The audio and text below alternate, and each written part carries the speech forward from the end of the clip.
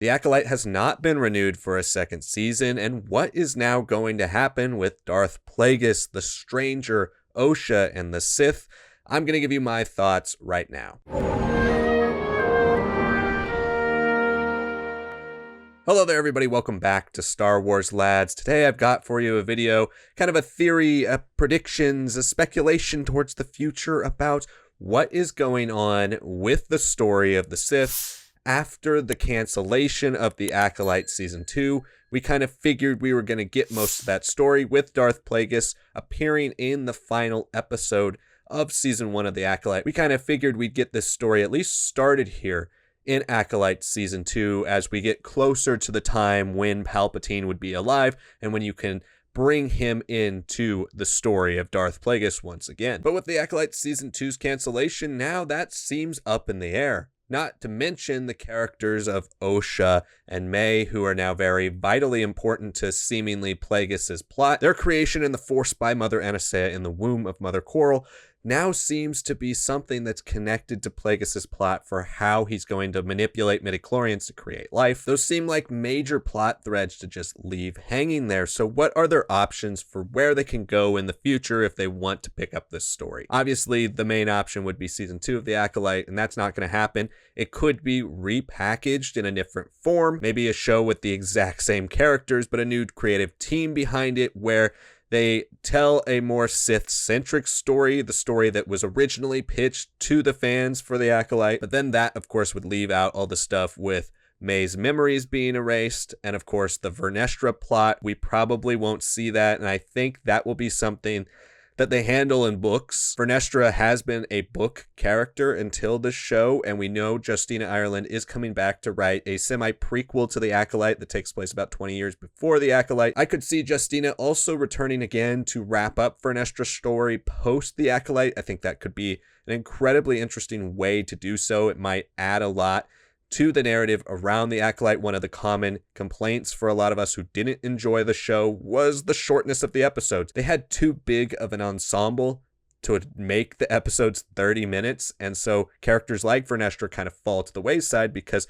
their stories aren't as important until the end. So a novel could be a good place to wrap up the Jedi side of it. But what do you do in live action? Now we have a CGI model for Darth Plagueis. Yes, it's very obscured by shadows, but we do technically have a CGI model of Darth Plagueis. The Mune species as a whole in that show looks so much better than it ever did in the prequels. The prequel design for the Munes was one of my least favorite. I think it's the one that's aged maybe the worst out of all the CGI separatist leaders in Attack of the Clones and Revenge of the Sith. So now that we kind of have perfected the look of the Mune face, which I think is mainly the biggest problem with the Mune design in Attack of the Clones and Revenge of the Sith, what do we do with that? And I think the most obvious answer is to go for a Darth Plagueis show. A Darth Plagueis show could take one of two directions. We either follow the book, which I have up here on the shelf.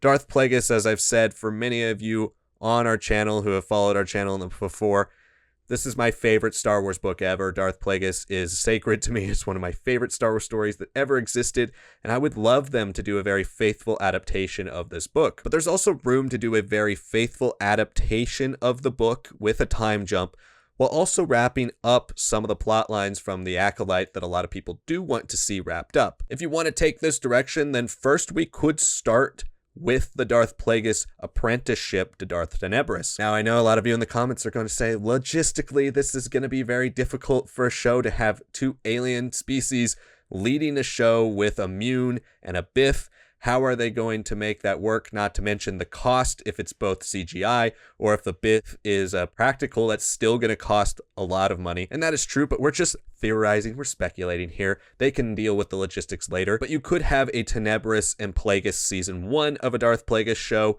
where you tell the story about how Darth Plagueis becomes a Sith, maybe a couple time jumps, maybe a 12-episode season like Andor, where the first half of the show is Plagueis' recruitment under Tenebris, and then the second half of Season 1 is going to be how Plagueis evolves from Tenebris, how he learns, how he grows, and ultimately how he kills Tenebris, which is the opening chapter of the Darth Plagueis book. We do know from the estimated birth years of Darth Plagueis from Legends. There is no concrete birth year for Darth Plagueis. He is a lot older in the Acolyte than he should be from the Legends birth years. So ultimately, we're going to have to age him up and age his story up, which means the stuff with Tenebris could be happening around the time of the Acolyte, or it could happen far earlier. There's no real indication on what Plagueis' role is in the Acolyte. Some have speculated, myself included, that he is in the cave with the stranger as his master, kind of overseeing what he's doing, maybe just watching from a distance, and the stranger doesn't know he's there. Others have speculated that he discovers the stranger and ultimately the cult of Anasaea and Osha, and is watching and observing their power, seeing how it all works, seeing how it fits into his ultimate plans and machinations for how he's going to use the midichlorians to create life. And for people who are fans of the Acolyte, we could go a bit more in a season 1 or season 2 of a Darth Plagueis show about the witches and who are they, where do they come from, what is their association to the Sith, what's their association to other magic using witches groups like the Night Sisters. We get a name drop for the Night Sisters in the show. We know they're not the Night Sisters, but how do they branch off and discover their own beliefs? And definitely, how do they create life with the Force? Because I think a common misconception for a lot of people who haven't read the Plagueis book and have just looked things up on the internet is that Plagueis doesn't create life with the Force. He is able to resurrect somebody from the dead with the Force. But he doesn't create life in the form of a newborn with the Force. He doesn't create a baby. He doesn't impregnate anybody with the Force. He isn't able to achieve something like Shmi's virgin Force birth, which is why Anakin's existence intrigues him so much. It's his mad ramblings where he thinks maybe he had a hand in it. Maybe his manipulation of the Force has created this otherworldly being, like a cause and effect type of relationship. That's what you see in the Plagueis book. It's not just him manipulating the Force and creating life. And so I think there's obviously a massive answer for the lore here with Osha and May and how this all works. You do need to go into that if you start a Plagueis show prior to the Acolyte beginning. And then you could kind of retell some of the events around those characters from a distance with Plagueis. If he's observing and watching the Acolyte unfold from a distance, you could give his perspective and at least solidify now what is his role in this story? What's his plot? Why is he not taking action in season 1 of the Acolyte? And ultimately by then, if that is season 1 or that's season 2, you redeem maybe some of the elements of the Acolyte that don't work. Try to at least condense and make the lore make sense, because right now it's all scattershot. It doesn't really go together. And I am somebody who's a big fan of dark side lore, I'm desperately needing answers at the very least for what this show did, because it changed a lot of things. It did, and it left a lot of things hanging, and we're never going to get answers for if we don't get a season 2. So I think a Plagueis show would definitely help those answers and help bridge that gap. And a Plagueis show might get people familiar enough with Darth Plagueis to where ultimately when you go through the show, you could tie it back in to Kamir and the Stranger, and then of course Osha, their progression, and ultimately they kind of have to die at the hands of Darth Plagueis, and he might be out to get them to solidify the fact that there should only be 2 Sith.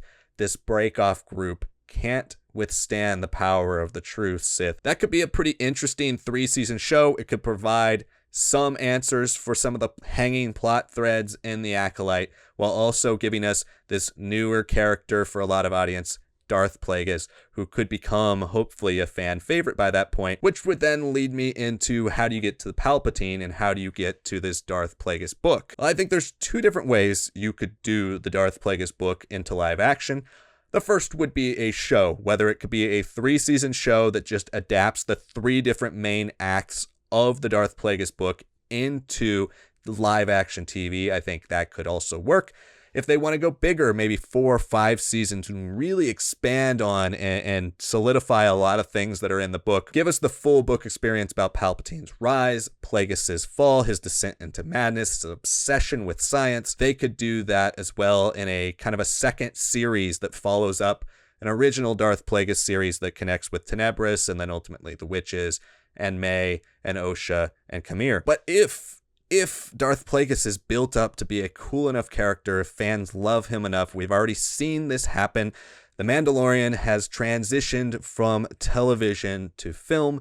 If Darth Plagueis was the next big hit for Star Wars, if it was the next big character to come out of television, I could see a trilogy of films come out of the Darth Plagueis book, starring a new young Palpatine who you could ultimately do other spin-off stories with and ultimately connect Maul back into this story. There's so many things you could do with the richness of the lore of Darth Plagueis. Dooku is a big part of the story. Sifo-Dyas is part of the story. Qui-Gon is part of the story. Bring in all these elements, a true prequel to the prequels. That's what Darth Plagueis is. It ends during The Phantom Menace. Darth Plagueis' death is during The Phantom Menace. So there's so many ways you can connect it with The Phantom Menace now receiving this big overwhelming swell of support, people falling in love with that movie. Again, for some of us who have loved it since we were little, rediscovering that love, and for other people who might have hated it back in 1999, they're giving it a second look, and we got a true celebration of the Phantom Menace. I think next year we're going to get an even bigger celebration of the prequels when we get the 20th anniversary of Revenge of the Sith. Stories around Palpatine and the prequels and the dark side is something I think most fans are incredibly interested in. It's why the numbers for the Acolyte when it started were so high, because it promised the dark side. And I think as the show started to meander and go down a lot of other different plot points, other different characters that weren't really a part of what the core of the show that was pitched was, ultimately the fans started to fall off. Not to mention the storytelling wasn't very good. But on top of that, I think it is a lot about what did you pitch and what did you deliver? So to wrap this up, I do think the future of the Acolyte storytelling, of dark side storytelling before the prequels, does lie within that last episode of the show. I think it lies on the shoulders of Darth Plagueis. I think it would be a completely wasted decision to just leave Darth Plagueis at the end of the Acolyte Season 1 and never jump on it again. You already had so many people researching and looking up who is this. You have a lot of debate online about whether Plagueis should be there. Use this character. Use this story. It's one of the best stories in all of Star Wars. You have a chance now to really expand it, bring it full circle, to connect it to so many things, and give us the true Sith perspective of this story that we didn't really get to see until the very end of the show. So hopefully Darth Plagueis is that future. Let me know what you think in the comments below. Do you think a Darth Plagueis show could work? Would you like to just see a second season of The Acolyte? Or do you just want them to jump forward? Just say, hey, ignore everything that was in The Acolyte. Let's just go to Plagueis and Palpatine. That's all we really care about. Let me know what you think in the comments below. And of course, like the video. If you haven't, subscribe for more great content on this channel. Just like this, we have a variety of awesome content that we're going to deliver to you guys every single week, despite the fact that there's no Star Wars show until December 3rd. Thank you so much for watching this video, and I will see you all next time.